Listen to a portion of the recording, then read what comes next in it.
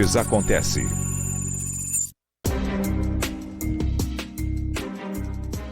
Vamos falar um pouco mais sobre política nacional, né? Continuaremos, claro, com todas as informações e análises a respeito da guerra.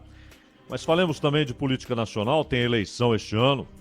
E a Ana Luísa Bessa falou há pouco a respeito dessa decisão do Geraldo Alckmin de se filiar ao PSB. Abordamos aqui o assunto ontem.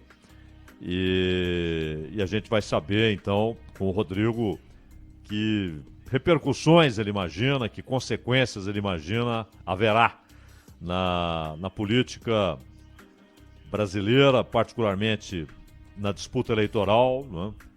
E, sobretudo, em São Paulo. Falávamos aqui outro dia da disputa pelo Palácio dos Bandeirantes, que tem o Tarcísio, tem o Boulos, tem o Haddad, tem o Márcio França, e talvez Márcio França e Haddad, em razão de um acordo PSB e PT, só um deles, de fato, seja candidato e o outro busque concorrer a um outro cargo. E como isso está ligado à eleição nacional. O Brasil, claro, um país gigantesco, e todos nós sabemos o quanto a política se subdivide, mesmo nos confrontos nacionais, nos embates nacionais, pela presidência, pelo Senado, o quanto ela se divide nas disputas estaduais. Não é? Não só porque é ali que é eleito o senador, ali que é eleito o deputado federal, mas também porque muitas vezes os partidos têm lógicas específicas para as disputas estaduais que são incompatíveis com acordos nacionais. E muitas vezes a disputa estadual ela é privilegiada na hora de o partido decidir se vai apoiar o candidato A, o candidato B para a presidência da República. E se São Paulo, até pelo fato de que provavelmente o Alckmin vai entrar na chapa com Lula, esses são os sinais mais claros hoje, isso não está ainda definido, anunciado, formalizado, até porque homologação de candidatura só no meio do ano. Mas é claro que há um prazo, menos de um mês, para que os políticos decidam por qual partido vão concorrer. Então o Alckmin, que já fez essa reunião, e ela foi tornada pública exatamente porque a ideia é fazer um anúncio do dia, da filiação oficial, etc. E aí o acordo PT-PSB deve definir se de fato vai adiante a ideia do Lula de ter o Alckmin como vice. Porque isso partiu do PT. E se a ideia foi de um outro, de um correligionário, de um amigo, ela só avançou porque o Lula deu aval, porque gostou da ideia. E o Alckmin acolheu bem a ideia. É claro que havia dúvidas no início se ele iria acalentar essa ideia ou iria repudiá-la. E ele acalentou.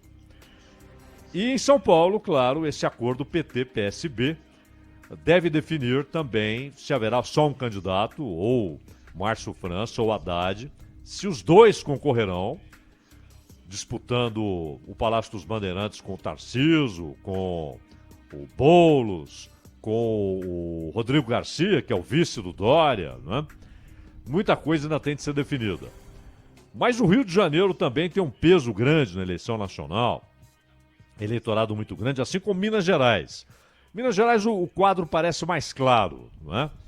E a disputa vai sendo filtrada para o embate entre o atual governador Romeu Zema e o prefeito de Belo Horizonte, Alexandre Calil. O Calil deve receber o apoio do PT, inclusive, provavelmente o PT não terá candidato em Minas. E a tendência hoje é dos apoiadores de Bolsonaro apoiarem o Zema.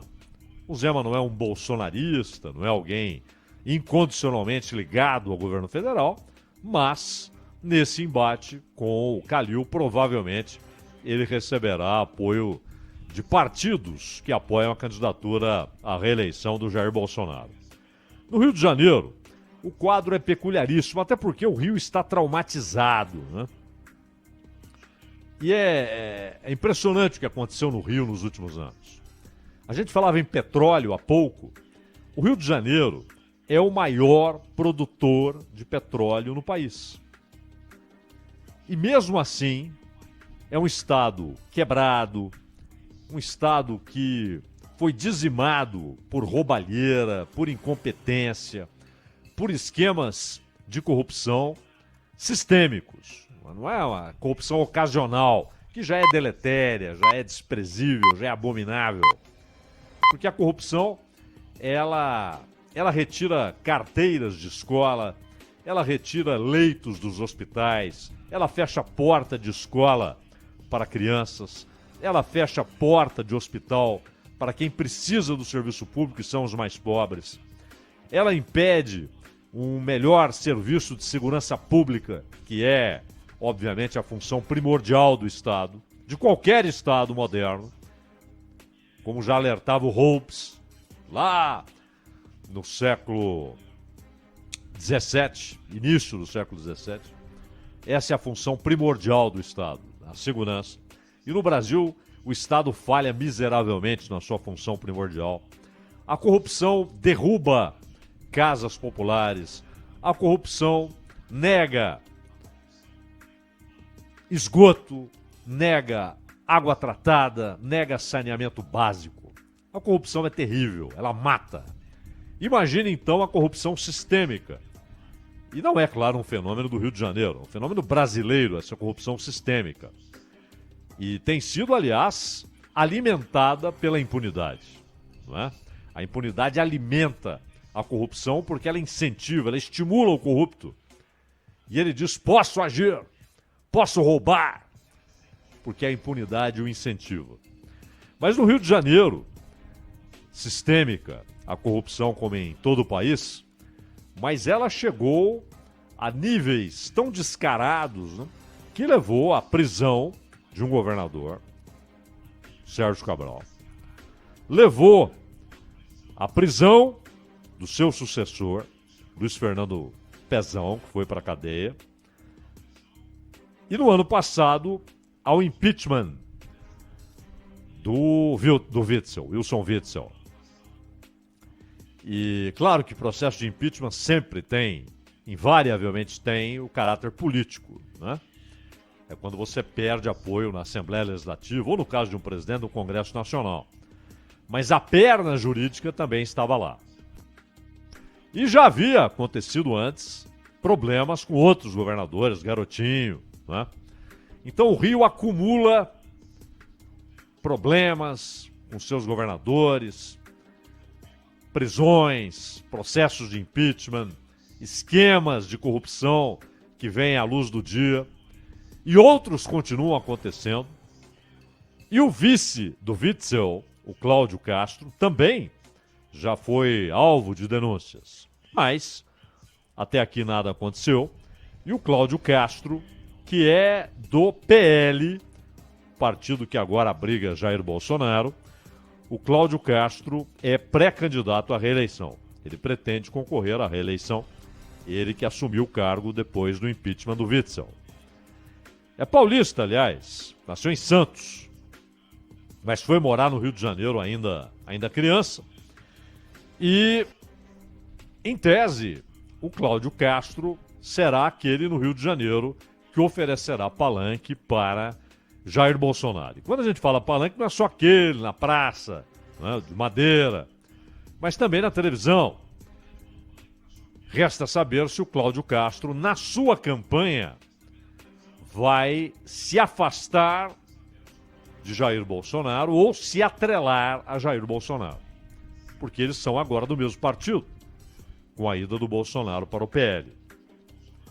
Então, no Rio de Janeiro, onde o Jair Bolsonaro tem um eleitorado muito forte, não é? Então não é tão simples para o Cláudio Castro desvincular-se. Não, há um certo desgaste, um nível de rejeição alto, então eu vou me desvincular. No Rio de Janeiro, o Bolsonaro tem muito voto. Então, provavelmente, o Cláudio Castro não vai simplesmente se afastar. Ele deve, até por estar no mesmo partido, ele deve defender, pelo menos em certa medida, o Jair Bolsonaro. O nome dele não foi ainda oficializado pelo PL como candidato à reeleição.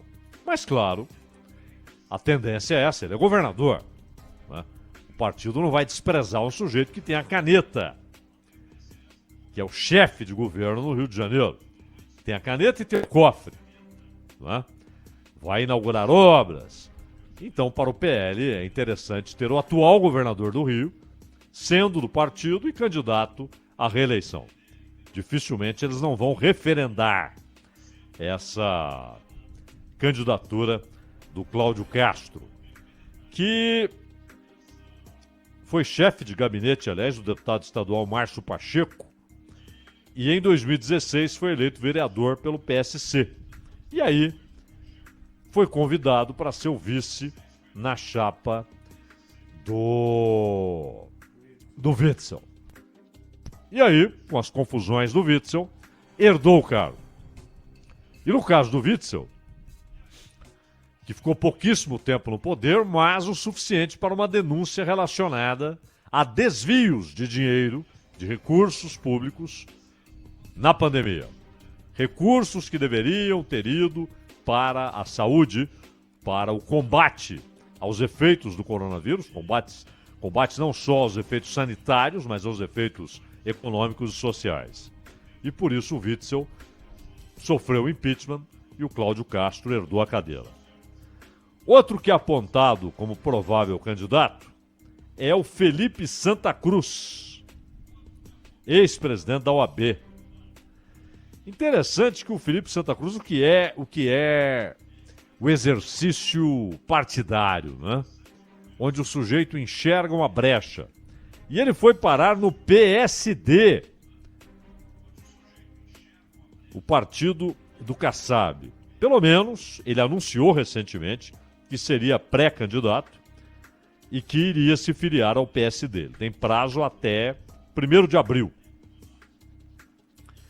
Interessante que o PSD e o PDT definiram que devem lançar uma chapa única ao governo. Não significa federação, até porque o Kassab não vai fazer federação com o PDT. Porque a federação engessa por 4 anos aquela união, por pelo menos 4 anos. E aí, para cargos majoritários, aqueles partidos que formam aquela federação só podem ter um candidato. Então, se for uma federação, o PDT e o PSD teriam de ter um candidato só. Talvez tenham 2, mas há possibilidade de que seja um único candidato.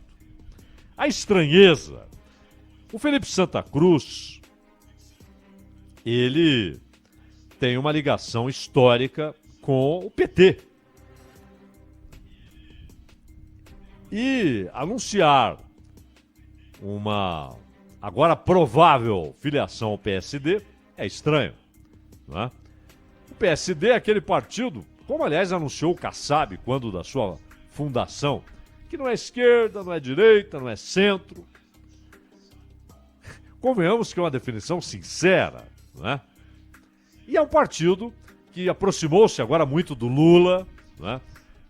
Provavelmente já projetando um governo Lula. Se o Lula ganhar, o PSD estará lá, né? Talvez até com alguma cota no ministério, mesmo sem formar a federação. E terá o apoio do PT em Minas Gerais. Mas, ao mesmo tempo, se der Bolsonaro, o PSD não vai sair correndo. Ele vai dar um jeito de aproximar-se. Não é? Então, o PSD, embora ele não seja um daqueles partidos considerados o cerne do centrão, como o PP, como o PL, esses são o cerne do centrão. E aí, em muitos momentos, está lá o Solidariedade, não é? Está lá o MDB e também o PSD. Então, são partidos que se movimentam de acordo com o interesse e de acordo com a proximidade do poder. Ali está o poder político, econômico, vamos para lá. Agora a perspectiva de poder está do outro lado. Vamos para lá. Não é por acaso que o Centrão é poder desde ali, quando falava-se em Centrão na Assembleia Nacional Constituinte, eram outros partidos, outras figuras, mas a ideia estava ali. Na época com uma coisa até legítima, ou seja, o centro político, aquele que tem mais votos, né? Definidor de votações no Congresso Nacional. Mas o fato é que o Centrão, desde então, é poder. Com Fernando Henrique, com Lula, com Dilma e agora com Bolsonaro. Aliás, o ministro mais poderoso do governo Bolsonaro é o Ciro Nogueira, que é um dos símbolos do Centrão. Mas que era apoiador da Dilma. Arthur Lira, que preside a Câmara, hoje muito próximo do Bolsonaro, falando inclusive que fará campanha pelo Bolsonaro, mas que se der Lula, logo logo estará próximo do governo Lula.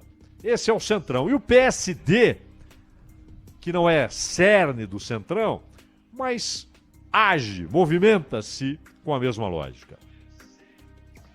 E lá deverá estar Felipe de Santa Cruz Oliveira, que desde o primeiro momento fez oposição ao governo Bolsonaro, tem essa proximidade histórica aí com o PT, mas, se for candidato, provavelmente será pelo partido do Kassab. Quem mudou de partido também foi o Marcelo Freixo. Marcelo Freixo era um dos grandes nomes do PSOL, né?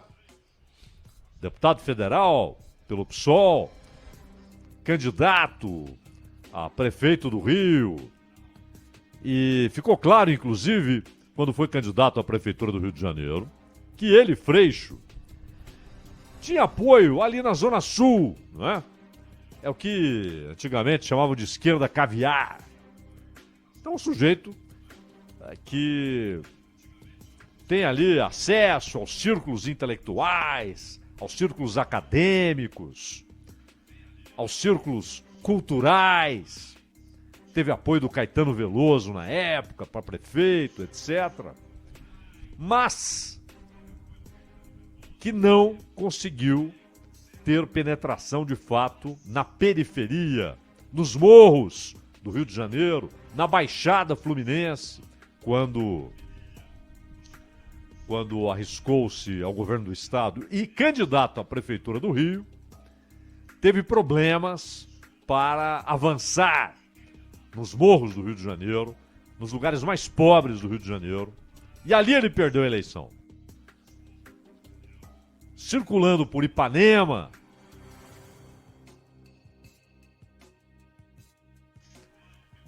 o Freixo recebia aplausos e sorrisos, né? Mas ficou restrito às regiões endinheiradas do Rio de Janeiro. Freixo decidiu ser candidato ao governo do Rio, mas decidiu antes mudar de partido. Saiu do PSOL e foi para o PSB. E, inclusive, já costurou uma aliança com o Lula. Assim como em Minas Gerais, também no Rio de Janeiro, o PT não deve ter candidato próprio. O Lula enfrentou ali as resistências que havia internamente no PT do Rio, mas conseguiu, como sempre, fazer valer sua posição do PT não ter candidato e apoiar o Freixo. Ele que foi pelo Partido Socialismo e Liberdade, né, que ele se elegeu pela primeira vez em 2007, deputado estadual. E já foi oficializado como pré-candidato pelo PSB. Então, já temos aí o Cláudio Castro como o representante, em certa medida, do Bolsonaro, e o Freixo, representante, em certa medida, do Lula. Né?